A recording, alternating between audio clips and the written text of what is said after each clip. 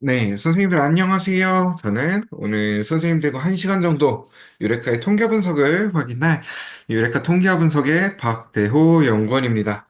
오늘 선생님들과는 1시간 정도 유레카에서 통계 분석하실 수 있는 방법에 대해서 같이 한번 확인을 해볼 거예요.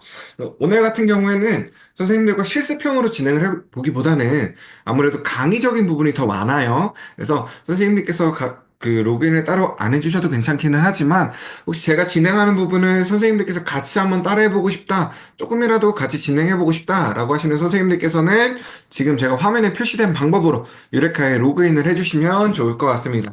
제가 이 로그인 하실 수 있는 방법은 채팅창에 다시 한번 남겨둘게요. 네, 로그인 하실 수 있는 방법은 채팅창에 다시 한번 남겨두도록 하겠습니다.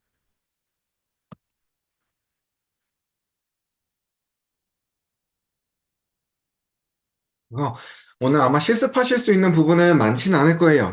실습하시는 부분은 많지는 않지만, 그래도 유레카에서 통계 분석하는 방법 한 번쯤은 같이 해보고 싶다라고 하시는 분들은 먼저 로그인을 해서 저랑 같이 진행을 해주시면 좋을 것 같아요. 그럼 교육 진행하기에 앞서서 몇 가지 안내사항부터 드리고 한번 진행을 해보도록 하겠습니다. 제가 요거 오타가 좀 있었네요. 요거만 수정을 하고 이어서 진행을 해볼게요. 5월 먼저 상시교육 일정입니다. 저희가 원래는 매월 둘째 주 목요일에는 설문조사 부분, 또 매월 넷째 주 목요일에는 통계 분석 부분으로 교육이 진행이 돼요. 근데 올해부터는 조금 특별하게 선생님들께서 심화교육 요청을 많이 주시다 보니까 올해는 이제 중간고사 때 한 번, 그리고 기말고사 때 한 번 해서 선생님들께서 요청 주셨던 심화교육의 내용이 포함이 됩니다. 그래서 오늘 지금 네 번째 주 화요일이에요. 이 네 번째 주 화요일에 일반 통계 분석 부분이 진행이 되고요. 또 선생님들께서 분석 종류 다양한 걸 좀 원하셔서 일반 심화 교육은 이번 주 목요일에 진행이 됩니다. 통계 분석 심화 교육은 이번 주 목요일에 진행이 되는데 혹시나 다양한 통계 분석들이 필요하신 선생님들께서는 이번 주 목요일에 있는 통계 분석 심화 강의에도 함께 참여해 주시면 좋을 것 같습니다. 혹시나 설문조사 부분이 필요하신 선생님들께서는 다음 달 두 번째 주에 있는 유레카 설문조사 상시교육에 참여해 주셔도 좋을 것 같아요. 우리 두 번째로 강의는 1시간 동안 조금 속도감 있게 진행될 예정입니다. 오늘 강의 녹화본 같은 경우에는 선생님들께서 신청 주실 때 입력 주셨던 이메일로 다시 보실 수 있도록 링크 전달 드릴 거예요. 그래서 중간에 놓치신 부분은 끝나고 나서 다시 질문 주셔도 괜찮으시고요. 또는 제가 보내드리는 링크를 다시 한번 확인해 주시는 것도 좋을 것 같습니다. 우리 세 번째로 질문사항은 채팅창에 남겨주시면 좋을 것 같아요. 제가 오늘 강의 종료하고 나서 또는 중간에 녹일 수 있는 부분들은 채팅창도 계속 보고 있으니까요. 중간에 녹일 수 있는 부분은 녹여서 또 녹이기 조금 애매한 부분은 저희가 오늘 강의 끝나고 한 번에 안내를 드리도록 하겠습니다. 마지막으로 오늘 교육 마친 이후에는 상시교육 만족도 조사가 진행될 예정입니다. 저희가 만족도 조사 참여해주신 분들 중에 추첨을 통해서 또 소정의 선물을 같이 보내드리고 있어요. 그래서 끝났다 하고 바로 나가시기보다 마지막으로 만족도 조사까지 함께 참여를 해주시면 좋을 것 같습니다. 선생님들 그리고 제가 아무래도 진행을 하다 보면 강의형으로 진행을 하다 보면 저도 모르게 점점 말이 빨라지게 되더라고요. 그래서 혹시나 제가 진행하는 속도가 너무 빠르다, 말하는 속도가 너무 빠르다라고 싶으시면 채팅창에 조금 천천히 해주세요라고 말씀을 해주세요. 제 채팅창도 계속 보고 있으니까 네, 선생님들께서 말씀해 주시면 제가 속도를 조금 더 조절을 해보도록 하겠습니다. 그러면 오늘 할 내용들에 대해서 한번 살펴볼게요. 오늘 가장 처음으로는 유레카에서 통계 분석할 수 있는 방법에 대해서 한번 안내를 드릴 거고요. 두 번째로 선생님들께서 오프라인으로 설문조사 받으셨을 때 이 오프라인 자료를 분석할 수 있는 엑셀 파일 원자료화 시키는 방법에 대해서 한번 알아볼 거예요. 그리고 세 번째로는 제가 통계 분석의 기초에 대한 내용들을 안내 드리면서 마지막으로 가장 기본적인 분석들 몇 가지 사용하셨을 때 보고서는 어떠한 형태로 작성될 수 있는지 해당하는 내용들을 함께 안내 드리도록 하겠습니다. 오늘, 오늘 강의 같은 경우에는 선생님들께서 많이 궁금해하셨던 사전사후 분석은 따로 진행하진 않아요. 사전사후 분석, 대응표본 T검정은 조금 어려워하시는 분들이 있으시다 보니까 이번 달 같은 경우 심화교육에서 따로 확인을 하실 수가 있습니다. 오늘은 정말 기본이 되는 분석 종류만 한번 확인을 해보도록 할 거예요. 그럼 가장 처음으로 유레카에서 통계 분석할 수 있는 방법에 대해 한번 확인을 해보도록 하겠습니다. 유레카에서는 두 가지로, 어, 통계 분석할 수 있는 방법이 크게 두 가지로 나누어져요. 첫 번째로 유레카에서 온라인 설문조사를 활용을 하셨다면 이 온라인 설문조사에 응답자가 생기셨을 경우 통계 분석을 진행하실 수가 있습니다. 응답자가 생기셨다면 설문조사의 결과를 확인하는 설문조사 관리에 결과 분석에 있는 통계 분석하기를 클릭해서 들어오신 다음 가장 기본적인 빈도 그래프만 필요하시다라고 한다면 여기 상단에 보이는 빈도표 버튼을 클릭해 주시면 돼요. 하지만 이걸 넘어가는 추가적인 통계 분석을 사용하고 싶다. 예를 들어서 뭐 평균 점수를 구하고 싶다든지 또는 학년별로 또 성별로 어떻게 응답이 들어왔는지 해당하는 교차 분석을 확인하고 싶으시다면 우리 빈도표 가장 오른쪽에 있는 통계 분석 3.0 버튼을 클릭해서 사용을 해주시면 됩니다. 이제 저희가 통계 분석하기랑 통계 분석 3.0 이렇게 두 가지로 나누어져요. 통계 분석하기 같은 경우에는 저희가 업데이트를 하기 이전 버전입니다. 그래서 분석 결과가 저장이 안 되시는 경우도 가끔 발생을 하고요. 그리고 분석 결과 저장하실 수 있는 방법이 엑셀 파일로만 저장을 하실 수가 있으세요. 하지만 저희가 업데이트 이후 버전인 이 통계 분석 3.0에서는 한글이나 엑셀, PPT, 그리고 이미지 형태로도 파일을 저장을 하실 수가 있습니다. 선생님들께서도 가급적이시면 이 통계 분석 3.0 버튼을 클릭해서 활용을 해주시면 좋을 것 같아요. 그러면 이스트 3.0이라는 새로운 페이지로 넘어오시게 되고요.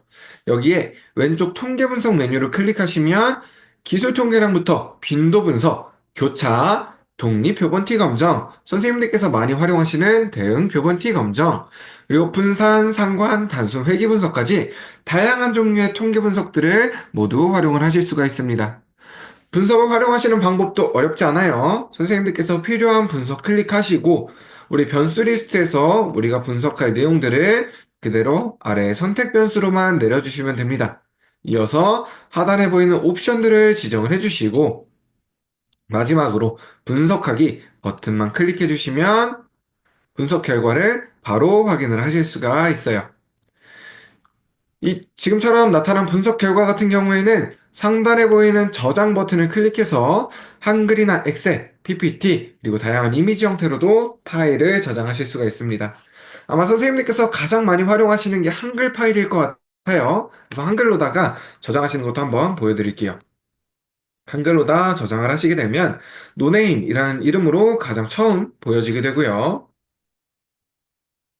우리가 봤던 분석 결과를 한글 파일에서 그대로 동일하게 확인을 하실 수가 있습니다. 마찬가지로 이 해당하는 파일은 한글 파일이다 보니까 추가적인 편집도 활용을 하실 수가 있어요.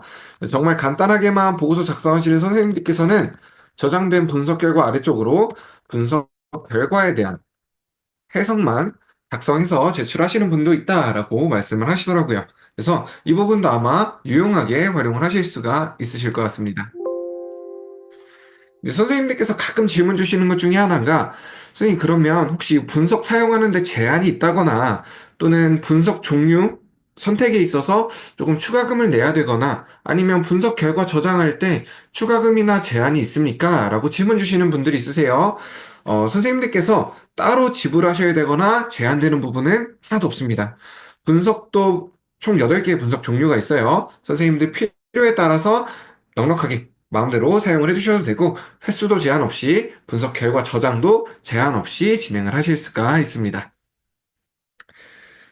그러면 이번에는 유레카에서 온라인 설문조사 사용하셨을 때뿐만 아니라 선생님들께서 오프라인으로 설문조사 사용하셨을 때 종이로다가 설문 응답 받으셨을 때도 유레카에서 통계 분석하실 수 있는 방법에 대해 마찬가지로 한번 확인을 해보도록 할게요.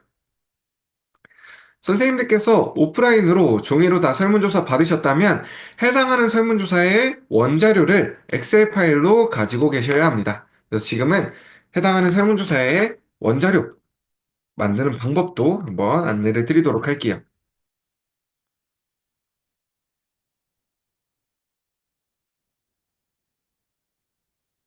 가장 처음으로 한번 원자료를 만들어 보도록 하겠습니다. 수업 만족도 급식 만족도.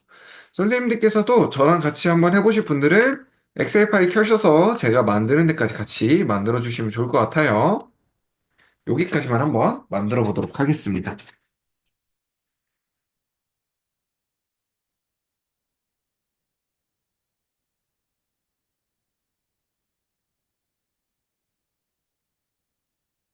만약 선생님들께서 오프라인으로 종이로 다 설문조사 받으셨다면 이 설문지에 내용들이 선생님들 앞에 쭉 쌓여있게 될 거예요. 이때 하나씩 바로 입력하시는 게 아닙니다.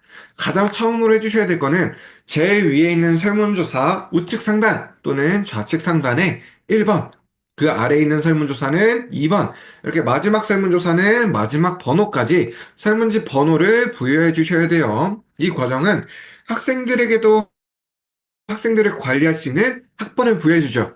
이것과 동일하게 이 설문조사에도 이 설문지를 관리할 수 있는 설문지 번호를 부여해주는 과정이에요. 지금처럼 1번 설문지부터 마지막 설문지까지 다 설문지 번호를 입력해 주셨다면 가장 위에 있는 1번 설문지를 보면서 가로로 한 줄씩 입력을 해줄 겁니다. 한번 해볼게요.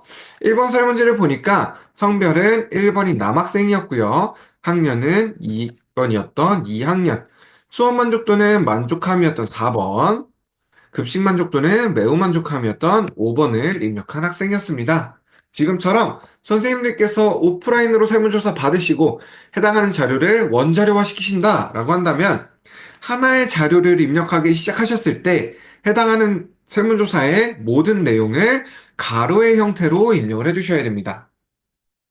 이렇게 말씀을 드리면 종종 선생님들께서 질문 주시는 것 중에 하나가 선생님 그것보다 모든 설문지에 대해 성별만 쭉 입력하고 학년만 쭉 입력하고 이게 더 쉽지 않나요? 라고 질문 주시는 경우가 있어요.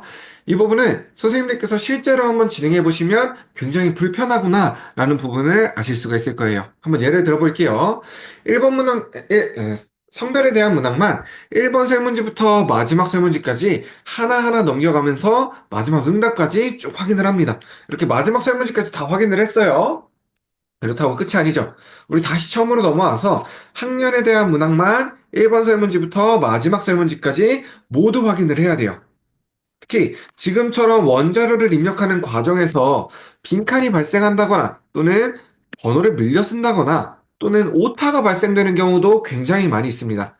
만약 지금 우리가 입력한 내용처럼 하나의 설문조사를 입력하기 시작했을 때 가로로 해당하는 설문조사의 모든 내용을 입력하셨다면 이 해당하는 설문조사만 어디서부터 밀렸었는지 또는 어디서부터 오타가 발생했는지 해당하는 내용들을 확인을 해주시면 돼요. 하지만 만약 선생님들께서 세로의 형태로 작성을 해주셨다면 어디서부터 밀렸었는지, 어디서부터 오타가 발생했는지 정확하게 알 수가 없다 보니까 전체에 대한 설문지를 다시 한번 확인해 주셔야 된다라는 불편함이 생기게 됩니다. 선생님들께서도 하나의 설문조사를 입력하기 시작하셨다면 가로에 대한 형태로 모든 내용들을 입력해 주셔야 된다라는 거, 이 부분을 꼭 기억을 해 주셨으면 좋겠어요. 다음으로 2번 설문지도 한번 입력을 해 보도록 할게요. 우리 2번 설문지를 보니까 성별은 2번이었던 여학생이었고요. 학년은 5학년. 수업 만족도는 3점, 급식 만족도는 2점을 준 학생이었습니다. 지금처럼 가로로 한 줄이 한 사람의 응답이 된다라는 부분을 함께 기억을 해주셨으면 좋겠어요. 그럼 지금은 아래 칸들은 임의로 한번 채워보도록 할게요. 그럼 여기서 우리 원자료를 완성했으니까 원자료에 대한 구성도 한번 살펴보고 넘어가도록 하겠습니다. 우리 원자료 같은 경우에는 가장 첫 줄에는 우리가 사용한 문항이 들어가게 되고요. 두 번째 줄부터는 우리가 아까 입력한 것처럼 각 한 사람 한 사람 설문지 하나의 응답값이 됩니다. 그래서 만약 지금 문항보다 문항이 더 추가적으로 늘어났다라고 한다면 오른쪽으로 한 칸씩 한 칸씩 더 늘어나게 되고요. 응답자가 더 많아졌다, 응답자가 늘어났다라고 한다면 아래로 한 줄씩 한 줄씩 쌓여나가는 게 원자료의 형태예요. 이렇게 원자료의 형태도 선생님들께서 기억을 해주셨으면 좋겠어요. 여기서 한 가지만 더 한번 안내를 드리고 넘어갈게요. 생각보다 저희 쪽으로 선생님들께서 평균 문항 어떻게 구해요? 라고 질문 주시는 경우가 많이 있습니다. 이 평균 문항이 해당하는 문항에 대한 평균 점수가 아니라 만약 수업 만족도와 급식 만족도에 대한 평균 점수를 난 학교 만족도라고 하고 싶어요. 근데 이 학교 만족도라는 문항은 어떻게 구할 수 있나요? 라는 질문을 많이 주십니다. 그래서 지금은 평균 문항 만드실 수 있는 방법도 한번 보여드리도록 할게요. 한번 예를 들어볼게요. 저는 아까 말씀드린 것처럼 수업 만족도와 급식 만족도의 평균을 학교 만족도라고 새로 만들어주고 싶습니다. 그러면 우리가 작성한 문항, 제일 끝에 있는 문항 오른쪽으로 학교 만족도라는 새로운 문항을 만들어주도록 할 거예요. 학교 만족도라는 새로운 문항을 만들어줄 거고요. 이 아래쪽으로 평균을 구하는 수식을 넣어주도록 하겠습니다. 이제 가끔 선생님들께서 수작업으로 일일이 평균 평균 문항을 만드시는 경우가 있으시더라고요. 이 경우에는 오타 하나만 발생해도 수치가 틀어질 수 있기 때문에 선생님들께서 수작업으로 진행하시기보다는 이 엑셀 안에 있는 함수를 이용하셔서 한 번에 구하시는 걸 추천해 드립니다. 한번 구해볼게요. 엑셀 안에서 평균을 구하는 함수는 에버리지 함수를 이용을 합니다. 지금처럼 제 선생님들 보시기 편하도록 대문자로 한번 입력을 해볼게요.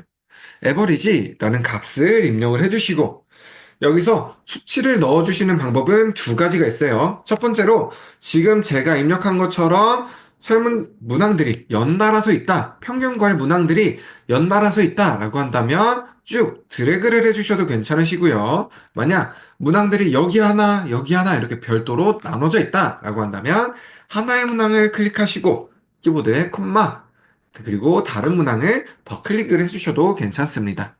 그리고 모든 내용을 다 입력을 해주셨다면 괄호만 닫아주시면 돼요. 지금처럼 해당하는 숫자 문항들을 다 넣어주셨다면 엔터 버튼을 눌러주시면 됩니다. 그럼 지금처럼 별도의 작업 없이 바로 평균 점수도, 평균 문항도 확인을 하실 수가 있어요. 이제 이렇게 말씀을 드리면 조금 이제 엑셀이 어려우신 선생님들께서는 그럼 내가 이 결과값을 아래 하나하나 다 입력해야 되느냐? 이게 더 오래 걸리지 않나요? 라고 질문 주시는 경우도 있습니다. 근데 선생님들께서도 하나만 입력을 해주셨다면 이 아래에 있는 칸들은 모두 동일하게 채워주실 수가 있어요. 지금처럼 저희가 만든 셀을 보시면 조금 두꺼운, 지금 제 마우스 포인트 보이시나요? 제 마우스 포인트가 두꺼운 십자가 모양으로 되어 있을 거예요. 이게 해당하는 셀 오른쪽 아래 좀 두꺼운 네모난 박스로 가게 되면 얇은 십자가 모양으로 이렇게 바뀌게 됩니다. 지금처럼 마우스 포인터가 얇은 십자가 모양으로 바뀌어 있다면 이 상태로 마우스 더블 클릭만 해주세요. 그러면 아래에 있는 모든 칸들이 다 함수로 채워지게 됩니다. 또는 지금처럼 아래에 얇은 십자가 모양으로 바뀌어 있을 때 이 상태로 마우스 클릭하시고 아래로 쭉 들어가셔서 아래에 있는 칸들만 다 채워주시면 돼요. 그러면 동일하게 아래도 함수로 채워주실 수가 있습니다. 이제 가끔 선생님들께서 의심하시는 경우가 있어요. 이거 지금은 뭐 임의로 작성된 거니까 다 숫자가 동일하게 나오니까 채워지는 거 아니냐라고 말씀하시는 분들도 있으신데 만약 선생님들께서 여기서 수치 몇 가지 바꿔보신다면 이게 바로바로 숫자가 변경이 되는구나 평균 점수가 바로바로 변경이 되는구나 라는 것도 함께 확인을 하실 수가 있을 겁니다. 저는 이 파일을 이제 바탕화면에 원자료라는 이름으로 저장해 주도록 할게요. 바탕화면에 원자료라는 이름으로 파일을 저장해 주겠습니다. 그리고 작업 중이었던 창은 이제 닫아주도록 할게요. 그러면 우리가 저장한 원자료라는 파일이 저장이 되어 있습니다. 이번엔 다시 유레카로 넘어가서 유레카에 있는 세 번째 메뉴인 통계 분석 메뉴로 들어가 주도록 할게요. 통계 분석 메뉴 중에 내 자료 분석하기 메뉴로 들어가 주도록 하겠습니다. 이제 가끔 선생님들께서 내 자료 분석하기랑 수업 효과성 분석이랑 무슨 차이가 있나요? 이렇게 질문 주시는 분들도 있어요. 사용하실 수 있는 모든 기능들이 동일해요. 그러다 보니까 선생님들께서 편하신 곳에서 사용을 해주셔도 괜찮습니다. 저는 내 자료 분석하기에서 그대로 활용을 해보도록 할게요. 각각의 메뉴에 들어오셨다면 중간에 보이는 돋보기 모양을 클릭해 주신 다음 우리가 방금 만들었던 원자료라는 이름의 파일을 열어주시면 됩니다. 이어서 분석하기. 유레카에서 가장 기본적으로 오류가 나타날 만한 게 있는지 한번 확인을 해줄 거예요. 이때 오류가 검출되지 않았습니다. 라는 문구를 확인하셨다면 하단에 보이는 분석하기 3.0 버튼을 클릭해 주시면 됩니다. 그러면 여기서는 우리가 만든 설문 문항들이 그대로 나타나게 돼요. 마찬가지로 왼쪽에 통계 분석 메뉴를 클릭하시면 기술 통계량부터 독립표본 T검정, 대응표본 T검정, 분산 상관 단수 회계 분석까지 모든 내용들을 자유롭게 활용을 하실 수가 있습니다. 지금은 따로 분석은 하지 않고 넘어가 보도록 할게요. 이렇게 유레카에서 통계 분석할 수 있는 방법에 대해서도 한번 알아봤고요. 지금부터는 선생님들께 통계 분석의 기초에 대한 내용들, 그리고 몇 가지 통계 분석 사용하셨을 때 보고서는 어떠한 형태로 작성되는 게 좋은지 이런 내용들을 함께 안내를 드리도록 하겠습니다. 가장 먼저 통계 분석의 기초 부분부터 한번 살펴보도록 할게요. 통계 분석에는 정말 다양한 종류의 통계 분석 기법들이 존재합니다. 이 각각의 기법들 같은 경우에는 활용하기 위해서는 기본적으로 두 가지의 조건을 지켜주셔야 돼요. 첫 번째로는 알맞은 변수의 종류를 사용을 해주셔야 되고요. 두 번째로는 이 변수의 종류에 알맞은 형태로 문항을 활용을 해주셔야 돼요. 변수의 종류는 크게 두 가지로 나눠집니다. 변수의 종류도 그렇고 변수의 형태도 그렇고 세부적으로 나누면 정말 다양하게 나눠져요. 그래서 저희는 오늘 간단하게만 한번 살펴보도록 할게요. 가장 처음으로 나는 독립적이야. 내가 마음대로 변할 수 있어. 라고 이야기하는 독립변수가 있고요. 두 번째로 독립변수야 너가 변했네? 그럼 나도 같이 변해야겠다. 라고 이야기하는 종속변수가 있습니다. 이때 독립변수가 먼저 변하게 되면 종속변수는 따라서 변하게 되는 왼쪽에서 오른쪽으로의 흐름이 생기게 되고요. 이 흐름에 얹혀지는 변수의 형태에 따라서 사용할 수 있는 분석 방법이 결정이 되는 거예요. 우리의 변수의 형태도 크게 두 가지로 나누어집니다. 첫 번째로는 숫자가 아니라 그 숫자의 연구자가 부여해준 속성이 중요한 변수가 있어요. 예를 들어서 성별이나 종교 또는 선생님들께서 많이 활용하시는 이 지역도 속성이 중요한 변수에 속합니다. 우린 이런 변수를 질적 변수다라고 이야기를 해요.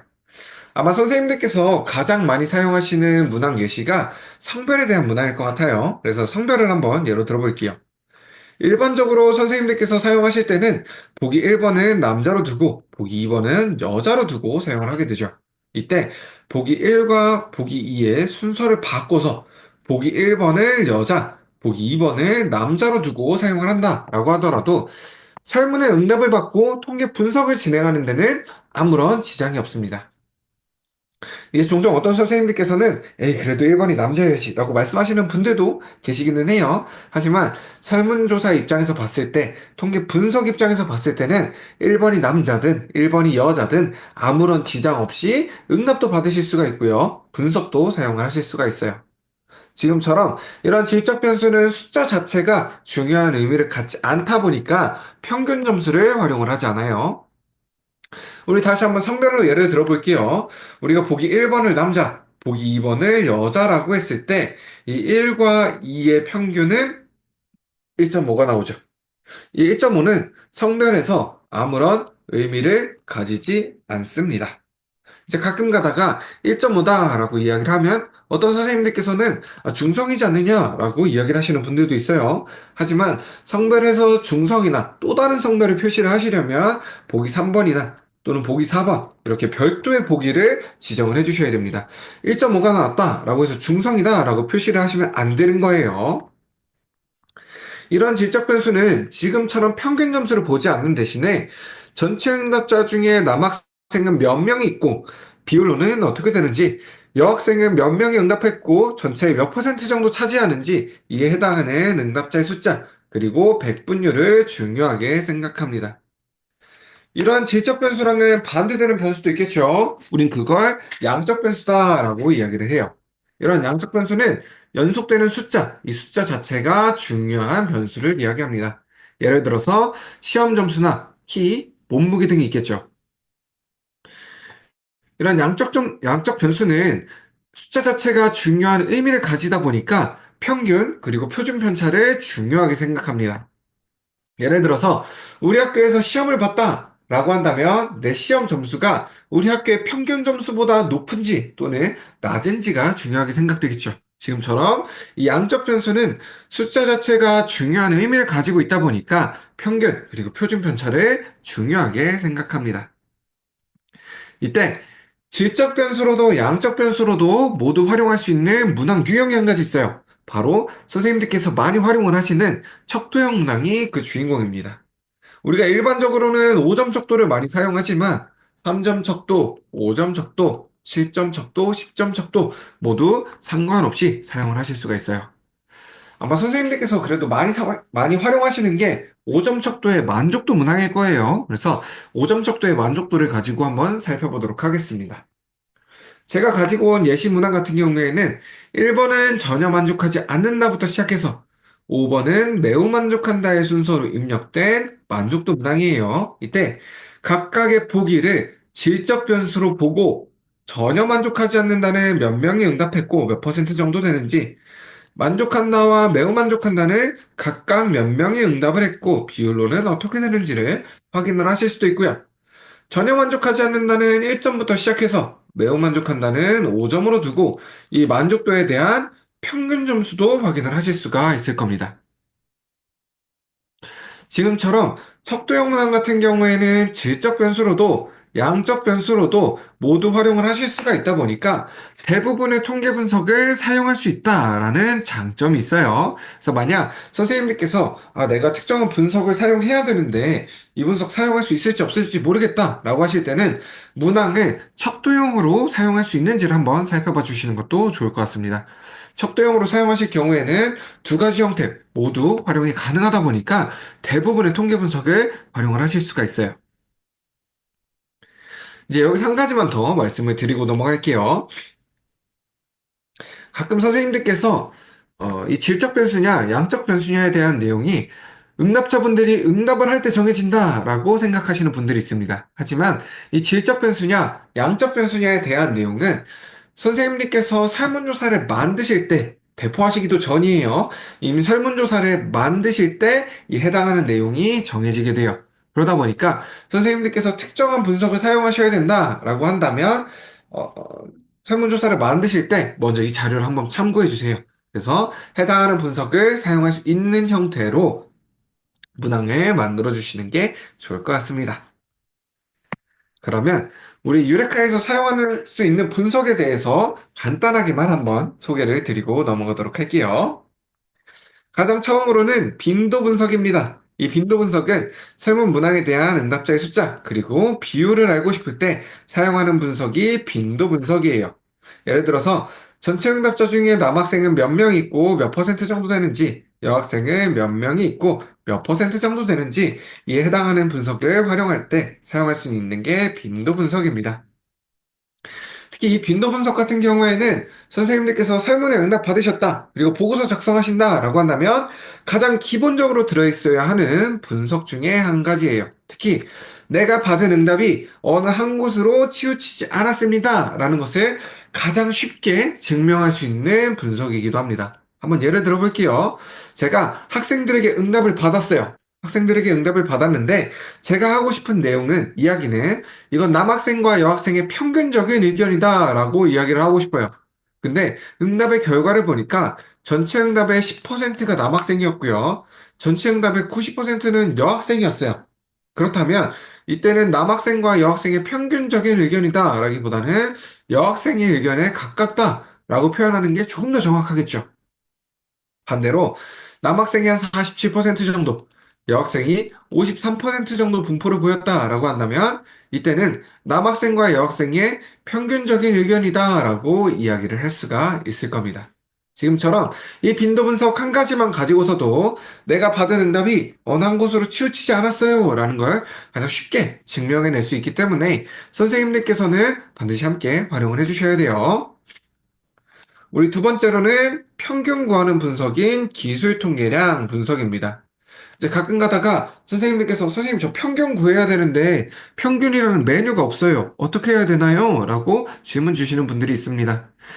이 평균과 표준 편차는 기술 통계량 분석을 진행을 해주시면 돼요. 그러면 평균, 표준 편차뿐만 아니라 정말 다양한 자료에 통계란 값들을 같이 확인을 하실 수가 있을 겁니다.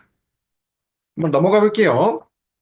이번에는 문항 보기간 교차 지점에 대한 응답자의 숫자, 그리고 비율을 확인하고 싶을 때 사용하는 분석이에요. 우리 이 분석을 교차 분석이다라고 이야기를 합니다.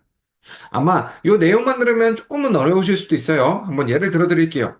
제가 사용한 문항은 1번 문항은 성별에 대한 문항이었고요. 2번 문항은 이벤트 참여 여부에 대한 문항이었어요. 이때 제가 궁금한 부분은 1번 성별 문항에 여학생으로 응답한 학생들 중에서 이벤트 참여 여부에 난 이벤트에 참여하겠다라고 신청한 인원이 몇 명인지, 성별의 여학생 중에서 이벤트에 참여하겠다라고 신청한 인원이 몇 명인지, 지금처럼 1번 문항과 2번 문항의 교차 지점에 대한 응답자의 숫자, 그리고 비율을 알고 싶을 때 사용하는 분석이 교차 분석입니다.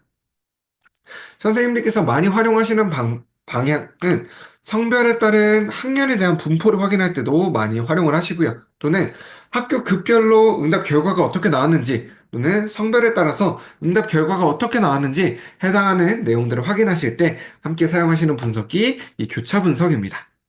만약 선생님들께서 응답자의 숫자 그리고 비율만 알아도 된다라고 하시면 교차 분석을 그대로 활용을 해주시면 되고요.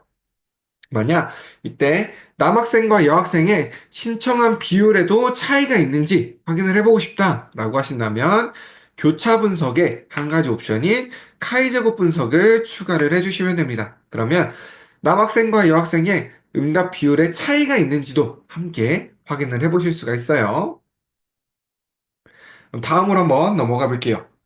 이번에는 서로 다른 두 집단의 평균 차이를 확인하고 싶을 때, 예를 들어서 성별에 대한 분포로 남학생과 여학생일 수도 있고요. 또는 저학년과 고학년이 될 수도 있겠죠. 지금처럼 서로 다른 두 집단의 평균 차이를 확인하고 싶다면 독립표본 T 검정을 진행을 해주시면 됩니다. 반대로 대상이 동일해요. 동일한 대상에게 사전에 한번 응답받고 사후에 한번 응답받아서 사전과 사후에 평균 차이를 확인하고 싶으시다면 대응 표본 T 검정을 이용을 해주시면 됩니다. 이번에는 집단이 세 가지 이상으로 늘어났어요. 예를 들어서 초등학교, 중학교, 고등학교, 학교 급으로 나눌 수도 있고요. 1학년부터 3학년까지 또는 1학년부터 6학년까지 학년별로 나눌 수도 있겠죠. 조금 더 넓게 보면 지역별로 차이가 있는지도 확인해 볼 수가 있을 거예요. 지금처럼 세 집단 이상, 세 개 이상 집단의 평균 차이를 확인하고 싶다면 분산 분석을 활용을 해주시면 됩니다. 다시 한번 확인해 볼게요.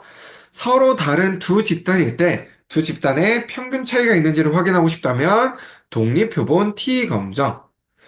동일한 대상에게 사전에 한 번, 사후에 한 번 응답을 받고 사전과 사후에 평균 차이를 확인하고 싶다면 대응 표본 T 검정. 집단이 세 가지 이상으로 늘어나서 세 집단 이상의 평균 차이를 확인하고 싶다면 분산 분석을 활용을 해주시면 됩니다. 우리 마지막으로 한 가지 분석만 더 살펴보고 넘어갈게요. 우리 마지막으로 살펴볼 분석은 상관 분석입니다. 이 상관 분석은 변수 간 관계성의 방향과 그 강도를 확인하고 싶을 때 사용하는 분석이 상관 분석이에요. 이렇게만 들으면 조금은 어려우실 수도 있어요. 한번 예를 들어 드릴게요. 제가 궁금한 부분은 국어 수업 만족도가 높은 학생들은 국어 시험 점수도 높게 나타나는지, 또는 국어 수업 만족도가 낮은 학생들은 국어 시험 점수도 함께 낮게 나타나는지, 우리 국어 수업 만족도랑 국어 시험 점수 간에는 어떠한 관계가 있는지를 알고 싶어요. 지금처럼 서로 다른 두 문화, 두 변수에 대한 관계성을 알아보고 싶을 때 사용하는 분석이 상관 분석입니다. 이렇게 총 7가지 분석 종류에 대해서 한번 살펴봤어요. 아마 선생님들께서 지금 처음 들어보시는 내용들도 있고 하시다 보니까 조금 어려우실 수도 있습니다. 그래도 괜찮아요. 선생님들께서 추후에 내가 특정한 자료가 있는데 무슨 분석을 활용할 수 있을지 모르겠다 라고 하시거나, 또는 내가 특정한 분석을 활용해야 되는데 어떤 걸 선택해야 될지 잘 모르겠다 라고 하실 때는 이 자료를 한번 참고해 주셔도 좋을 것 같습니다. 그러면 선생님들께서 어떠한 분석을 사용하실 수 있는지, 또는 어떠한 분석을 해야 되는지 훨씬 더 빠르게 캐치를 해내실 수가 있으실 거예요. 그럼 저희는 오늘 이 중에 정말 가장 기본이 되는 두 가지 분석만 한번 살펴보고 오늘 교육을 마치도록 할게요. 첫 번째로는 선생님들께서 반드시 포함하셔야 되는 빈도 분석과 그리고 평균 과는 분석인 기술 통계량 분석 이 두 가지만 한번 살펴보고 오늘 교육을 마치도록 하겠습니다.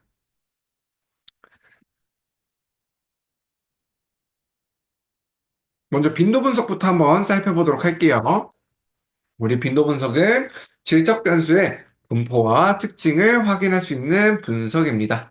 예를 들어서 성별에 대한 분포로 전체 응답 중에 남학생은 몇 명이 응답했고 전체 중 몇 퍼센트 정도 차지하는지 여학생은 몇 명이 응답했고 몇 퍼센트 정도 차지하는지 해당하는 내용을 확인할 때 사용하는 분석이 빈도 분석이에요.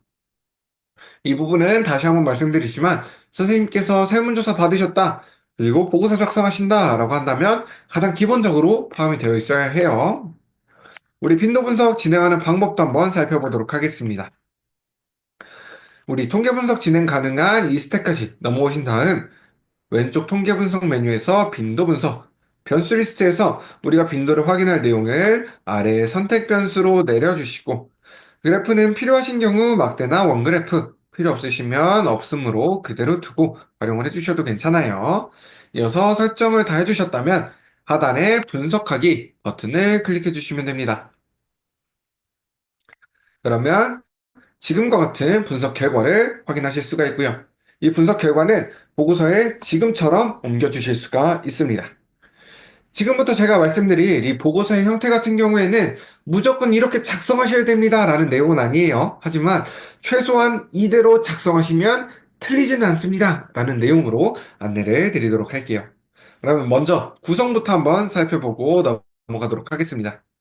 가장 왼쪽에는 우리가 사용한 문항이 들어가게 되고요. 중간에는 몇 명이 응답했는지 사례수와 오른쪽에는 그래서 이게 몇 퍼센트 정도 차지하는지 해당하는 내용들을 입력을 해주시면 돼요. 여기서 선생님들께서 가장 많이 놓치시는 부분 중에 하나가 전체에 대한 응답을 빼고 작성하시는 경우가 굉장히 많이 있습니다. 하지만 이 전체에 대한 응답은 항상 함께 포함이 되어 있어야 해요. 지금이야 남학생이 47명, 여학생이 53명, 더하면 100명이구나. 이게 한눈에 들어오게 되지만 응답자의 숫자가 많아지거나 또는 보기가 늘어나게 된다면 전체 응답이 몇 명인지 100%가 몇 명이 기준인지 이게 한눈에 들어오지 않게 될 수도 있어요. 그래서 이 전체에 대한 응답은 항상 함께 활용을 해주셔야 됩니다. 이어서 우리가 사용한 문항과 문항에 들어있는 각각의 보기들, 보기의 사례수와 비율을 함께 작성을 해주시면 됩니다. 지금 저는 성별과 학교급 두 가지 자료만 활용을 했지만 선생님들께서 추가적인 자료를 더 활용해 주신다면 아래쪽으로 한 칸씩 더 늘려주시면 돼요. 그러면 이제 이 결과값을 보고서에 어떻게 해석할 수 있는지도 한번 살펴보도록 하겠습니다. 가장 처음으로 선생님들께서 통계 분석 보고서 활용하신다라고 한다면 기본적으로 두 가지 내용이 포함되어 있어야 해요. 첫 번째로는 내가 어떤 결과를 얻기 위해서 어떤 분석을 사용했다라고 하는 사용한 목적 첫 번째로 들어있어야 되고요. 그리고 사용한 방법이 또 하나 들어있어야 합니다. 한번 진행해 볼게요. 전체 응답 학생의 성별, 학교급의 분포를 확인하기 위해서 빈도 분석을 실시했다. 지금처럼 사용한 목적과 방법을 먼저 기술해 주시고 분석 결과 성별은 남학생이 47%, 여학생이 53%의 분포를 보이는 것으로 나타났다. 지금처럼 보기가 두 가지일 경우에는 어떤 것을 먼저 말씀해 주셔도 상관이 없습니다. 오히려 보기 순서대로 말씀해 주시는 게 기술하실 때 더 편하실 수도 있어요. 하지만 보기가 세 가지 이상으로 늘어나게 될 경우에는 빈도가 높은 것을 먼저 동일한 것끼리는 묶어서 설명해 주시면 선생님들께서 기술하실 때 훨씬 편하게 기술하실 수가 있으실 거예요. 한번 이어서 진행을 해볼게요. 학교급의 경우 고등학교가 34%이며 초등학교와 중학교가 각각 33%였다. 지금처럼 빈도가 높은 것을 먼저 동일한 것끼리 묶어서 설명을 해주시면 선생님들께서 훨씬 편하게 기술을 하실 수가 있을 겁니다. 여기서 한 가지만 더 한번 안내를 드리고 넘어가도록 할게요. 이제 가끔 선생님들께서 질문 주시는 내용 중에 하나가 퍼센트가 먼저 나와야 되냐, 아니면 명수가 먼저 나오는 게 맞냐, 라고 질문 주시는 경우가 있어요. 이 경우는 이거 하나가 정답입니다, 라고 말씀드릴 수는 없습니다. 하지만 제가 조금 더 추천드리는 방향은 우리가 일반적으로 빈도 분석을 활용하는 이유가 어느 집단에서 더 많이 나왔는지를 확인하기 위함이 커요.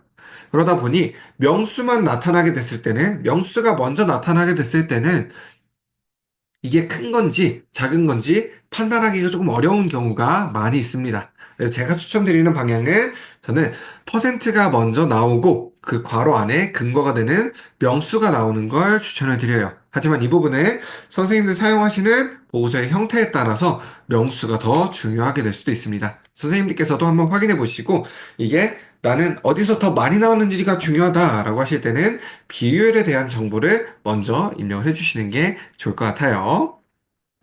이명을 한번 넘어가서 우리 기술 통계학 분석도 한번 살펴보도록 하겠습니다. 우리 기술 통계학 분석은 양적 변수의 특징을 확인할 수 있는 분석이에요.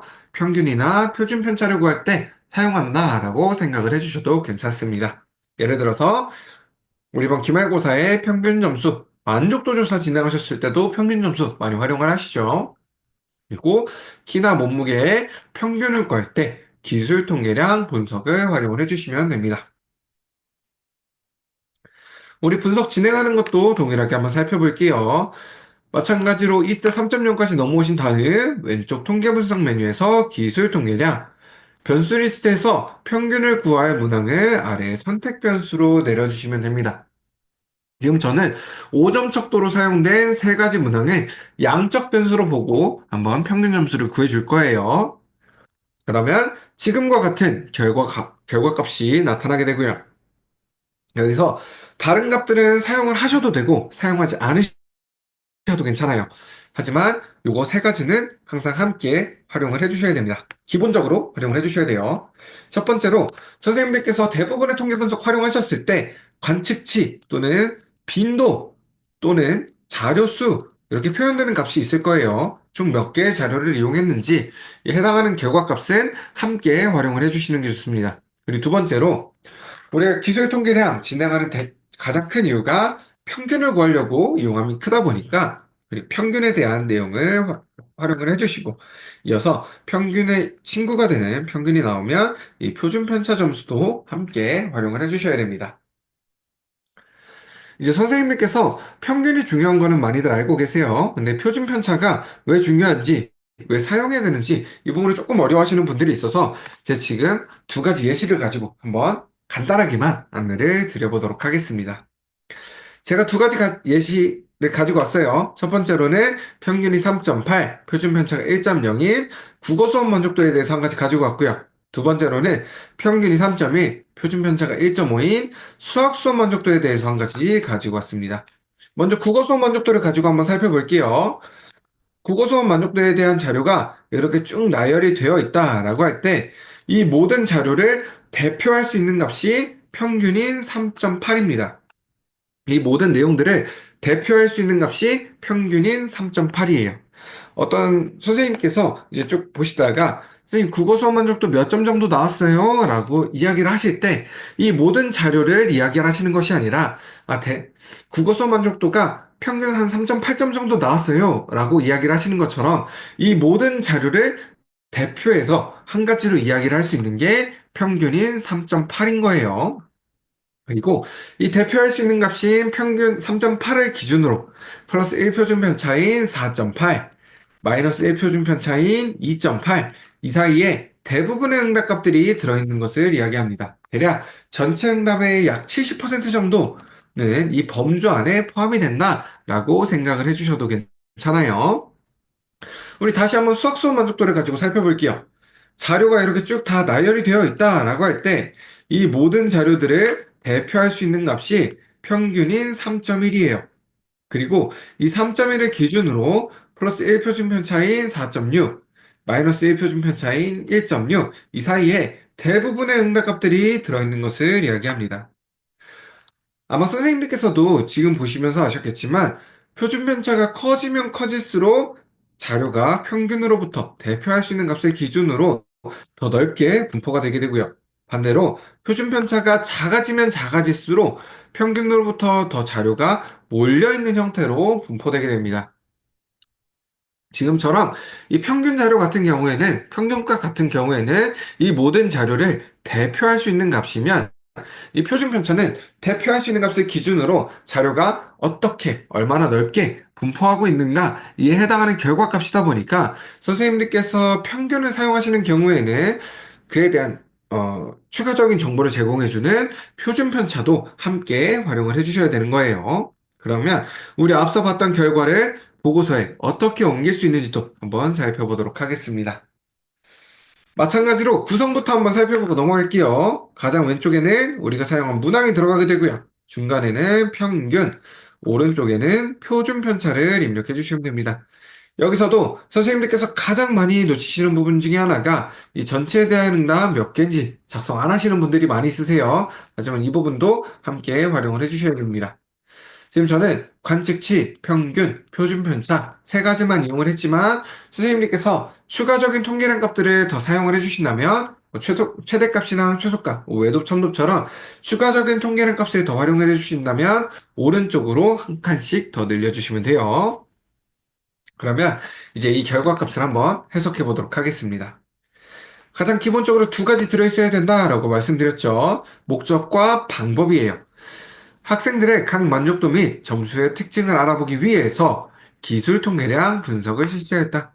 지금처럼 사용한 목적과 방법을 먼저 기술해 주시고, 이 5점 척도의 질문 중 국어 수업 만족도에 대해서는 평균이 3.8점으로 대체로 국어 수업의 보통 이상의 만족도로 확인되었다. 수학 수업에 대해서는 평균이 3.88, 학교 생활 만족도는 평균이 3.81로 나머지 두 변수 또한 만족에 가까움을 확인할 수 있었다라고 표시를 해주실 수가 있습니다. 지금 저 같은 경우에는 선생님들께 구두상으로 안내를 드리다 보니까 표준 편차 점수까지는 별도로 읽진 않았어요. 하지만 선생님들께서 보고서에 기재하실 때는 이 표준 편차 점수도 함께 활용을 해주셔야 됩니다. 여기서 한 가지만 더 안내를 드리고 넘어가도록 할게요. 지금 저는 국어 수업 만족도 같은 경우 보통 이상이다. 그리고 나머지 두 개는 만족에 가깝다. 라고 표현을 했습니다. 이 부분은 선생님들께 일부러 좀 보여드리고 싶어서 두 가지를 모두 다 가지고 왔어요. 우리가 일반적으로 5점 척도를 사용을 하게 되면 이 중에 3점은 보통으로, 그리고 4점은 만족으로 두고 사용을 하게 되죠. 이때 3점과 4점 사이, 이 중에서도 대략 3.8이 넘어가면서 4점이 조금 못 미치는 정도 된다라고 한다면 두 가지 방향으로 모두 해석을 해주실 수가 있습니다. 어쨌든 4점까지 닿지는 않았기 때문에 보통 이상이다라고도 작성을 해주실 수가 있고요. 그래도 4점에 가깝게 나타났기 때문에 만족에 가깝다라고 활용을 해주실 수도 있는 거예요. 이 부분은 연구자분의 선택입니다. 선생님들의 선택이에요. 나는 만족에 가깝게 나타나는 게 내가 보고서 쓸 때 조금 더 유리해 라고 하신다면 3.8이 넘어갈 때 만족에 가깝게, 또는 나는 그래도 만족이라는 것 자체는 조금 더 보수적으로 보겠어, 조금 더 예민하게 보겠어 라고 하신다면 3.9, 4점이 조금 못 미치더라도 보통 이상이다 라고 작성을 해주셔도 괜찮아요. 근데 이때 한 가지 주의해 주셔야 될 내용이 있습니다. 선생님께서 하나의 기준을 정하셨다면, 선생님께서 하나의 기준을 정하셨다면 모든 문항에 대해 동일한 기준을 적용을 해 주셔야 되는 거예요. 예를 들어서 국어 수업 만족도는 3.88인데 난 이거 보통 이상이라고 보겠어 라고 이야기를 하시고, 수학 수업 만족도는 3.81점인데 요거는 만족에 가까워 라고 표현을 하시면 안 된다라고 하는 거예요. 만약 3.8점이 넘어가는 모든 걸 나는 만족으로 보겠어, 또는 3.85점이 넘어가는 모든 건 난 만족으로 보겠어 라고 하신다면 모든 문항에 대해, 모든 변수에 대해서 동일한 기준을 적용을 해주셔야 된다라는 부분이에요. 지금 같은 경우에는 3.81이 만족이다 라고 봤으면 3.88도 마찬가지로 만족으로 사용을 해주시거나, 또는 3.88을 보통 이상이다 라고 작성해 주셨기 때문에 3.81도 마찬가지로 보통이다, 보통 이상이다 라고 표현을 해주셔야 되는 겁니다.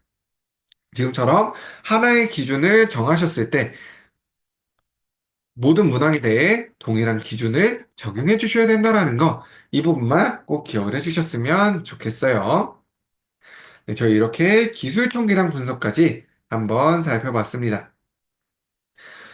혹시나 선생님들께서 추가적으로 이제 통계 분석을 더 배워보고 싶으신 선생님들께서는 이번 주 목요일에 상시교육 심화 버전으로 진행이 됩니다. 해당하는 그 교육에서는 저희가 독립표본 T검정 그리고 대응표본 T검정 선생님들께서 말씀하시는 사전사고 분석이에요. 대응표본 T검정뿐만 아니라 어, 상관 분석이라든지 시간에 따라서 신뢰도 분석까지 선생님들께 같이 한번 안내를 드릴 예정이에요. 네, 선생님들께서 내가 조금 더 심화적인 통계 분석 교육을 들어보고 싶다라고 하시는 분들은 이번 주 목요일에 있는 심화 교육에도 통계 분석 심화 교육에도 한번 같이 참여를 해주시면 좋을 것 같습니다. 더불어 한 가지 이제 부탁을 드리면 저희가 상시교육 만족도 조사를 함께 진행을 하고 있어요. 제 채팅창에 만족도 조사 참여하실 수 있는 링크를 하나 남겨두었습니다. 그래서 선생님들께서 저희 만족도 조사 참여해 주시면 추첨 통해서 또 소정의 선물도 같이 보내드리니까요.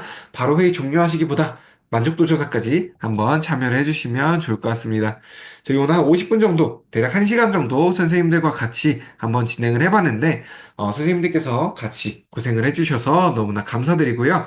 혹시나 중간에 유레카 이용하시다가 궁금하신 부분이나 필요하신 부분이 있다면 지금 화면에 띄어둔 부분이 저에게 바로 연락이 되는, 가장 빨리 연락이 되는 이메일과 연락처예요. 그래서 필요하신 경우 저희 쪽으로 바로 연락 주시면 도와드릴 수 있는 부분은 최대한 빠르게 도와드리도록 하겠습니다.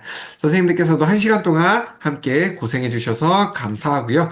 또 중간에 궁금하신 내용 있으시면 제가 회의 종료하지 않고 좀 기다릴 테니까 선생님들께서 궁금하신 부분은 함께 질문해 주셔도 괜찮습니다. 1시간 동안 함께 고생해 주셔서 감사합니다. 고생하셨습니다.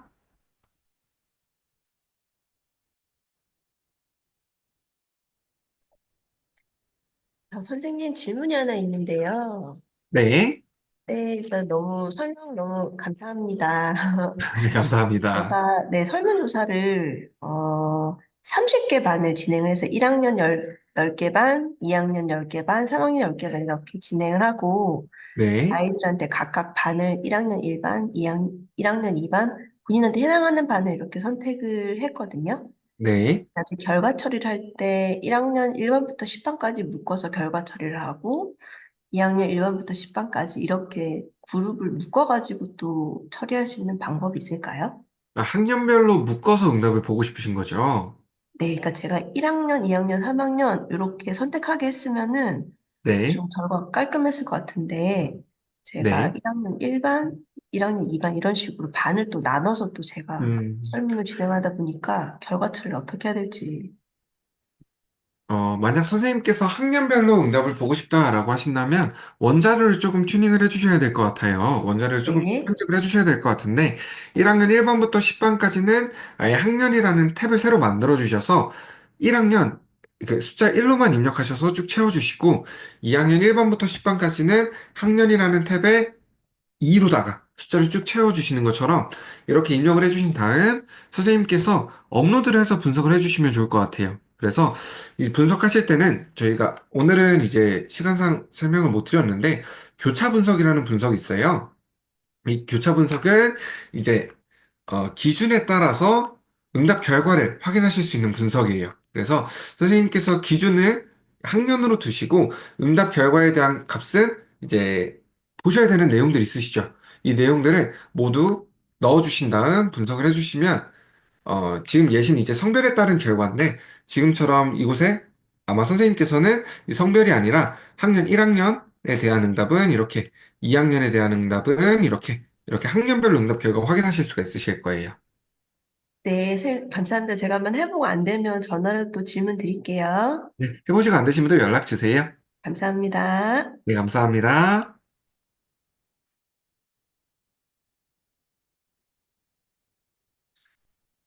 혹시 또 질문 있으신 선생님들께서는 질문해 주셔도 괜찮아요. 네, 감사합니다.